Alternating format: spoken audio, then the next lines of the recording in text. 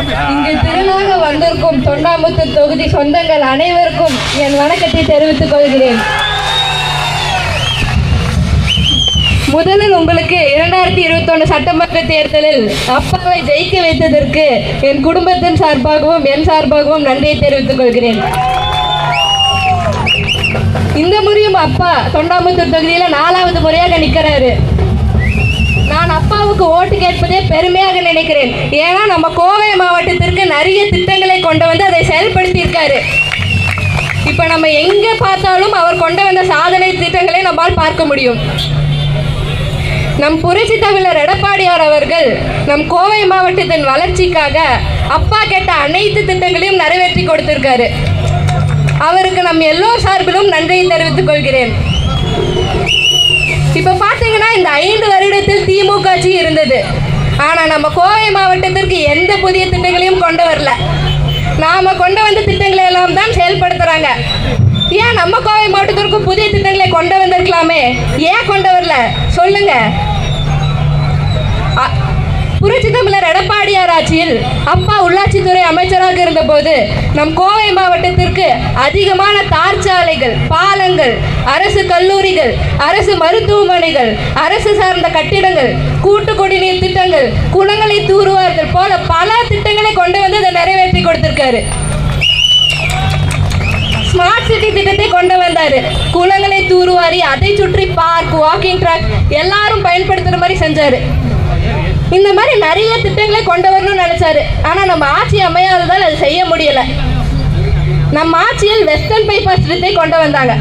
ஆனா அது இந்த ஆட்சியில் சரியாக திட்டமிடாம செய்ததால் நிறைய ஆக்சிடென்ட்ஸ் நடக்குது. அது நீங்களே கேள்விப்பட்டிருப்பீங்க. இந்த ஆட்சியில் பெண்களுக்கு பாதுகாப்பு இல்லை. சிறு குழந்தைகள் முதல் முதியோர்கள் வரை பாதிக்கப்படுகிறார்கள். நம்ம அம்மாவின் ஆட்சியில் புரட்சி தமிழர் எடப்பாடியார் ஆட்சியிலும் பெண்களுக்கு பாதுகாப்பு இருந்தது, சட்டம் ஒழுங்கு சரியாக இருந்தது. ஆனா இப்ப அப்படி இருக்கா? மீண்டும் பெண்களுக்கு பாதுகாப்பு கிடைக்க, சட்டம் ஒழுங்கு சரியாக இருக்க இரட்டை சின்னத்தில் வாக்களியுங்கள். இப்ப பாத்தீங்கன்னா இந்த 5 வருடத்தில் திமுக ஆட்சி இருந்தது. நம் கோவை மாவட்டத்தில் கவுன்சிலர், மேயர், துணை மேயர் போல பல பொறுப்புகளில் திமுக ஆட்களே இருந்தாங்க.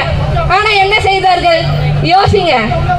இப்போ இந்த வார்டில் கூட ரோடு போடுறதோ, குப்பைகள் அள்ளுறதோ, அந்த மாதிரி சின்ன சின்ன வேலைகளும் கூட அவங்க சரியா செய்யலை. இந்த 5 வருடத்தில் நம்ம ஆட்சி இல்லைன்னா கூட அப்பா தொகுதிக்குள்ள இருந்து உங்களுக்கு தேவையான அனைத்து உதவிகளையும் முடிஞ்ச அளவுக்கு செஞ்சுட்டு வர்றாரு. உங்களுக்கு நல்லது கெட்டதில் கலந்துக்கிட்டாரு. உங்களுடன் ஒருத்தரா அவர் எப்பவுமே இருப்பாரு. அப்பா அமைச்சராக இருந்த போது சிறுபான்மையர்களுக்கு கபர்ஸ்தான் கட்டி கொடுத்தாரு. அவர்களுக்கு தேவையான அனைத்து உதவிகளையும் முடிஞ்ச அளவுக்கு செஞ்சுட்டு வராரு. என் குடும்பம் ட்ரஸ்டான நல்லறம் ட்ரஸ்டில் என் பெரியப்பா எஸ்பி அன்பரசன் அவர்களும் அப்பாவும் சேர்ந்து நிறைய உதவிகளை செஞ்சுட்டு வராங்க. அதில் இப்ப பாத்தீங்கன்னா நம் பேரூர் படித்துறையில் தர்ப்பண மண்டபம் கட்டி கொடுத்தாங்க. ஆனா அதை கூட இந்த அரசு சரியா மெயின்டைன் பண்றது இல்லை. நாம மெயின்டைன் பண்ணான்னு கூட பார்த்தா விடுறது இல்லை. மீண்டும் நம் ஆட்சி அமைத்து அது சரியாக செயல்படுத்துவோம். கொரோனா டைம்ல கூட அனைவருக்கும் உணவுப் பொருட்களை கொடுத்து உங்க எல்லாருக்கும் தேவையான உதவிகளை முடிஞ்ச அளவுக்கு செஞ்சாங்க. நம் புரட்சி தமிழர் எடப்பாடியார் அவர்கள் அறிவித்த அனைத்து திட்டங்களையும் நம் ஆட்சி வந்தவுடன் அதை நிறைவேற்றி கொடுப்பார். நம் கோவை மாவட்டத்திற்கு மீண்டும் புதிய திட்டங்களை கொண்டு வந்து அதை செயல்படுத்த இரட்டை சின்னத்தில் வாக்களியுங்கள். போன சட்டமன்ற தேர்தலில் 10க்கு 10 ஜெயிச்ச மாதிரி இந்த முறையும் அவினாசி தொகுதியை சேர்த்து 11 ஜெயிச்சு மீண்டும் நம் கோவை மாவட்டத்தை அதிமுகவின் கோட்டை என்று சொல்ல வைப்போம். செய்வீர்களா?